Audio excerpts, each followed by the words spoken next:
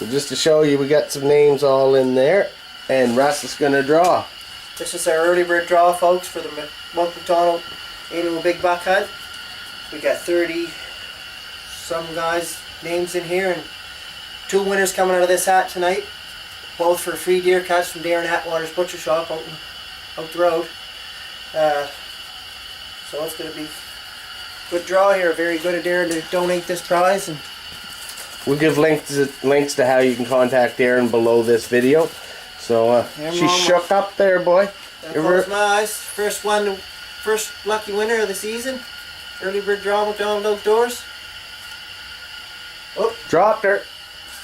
Who's the lucky winner? Kenny Heyman. Kenny Heyman. Attaboy, Kenny. Attaboy, Kenny gets a free deer cut up. Kenny made the buck last year for the Brookfield Doe too, so MacDonald Outdoors noticed that. Attaboy, Kenny. Second one, folks. For the other free butcher job at Darren Atwater's. It is Stuart Martin. Attaboy, Stewie. Stewie won one. Attaboy, Stewie. Right on.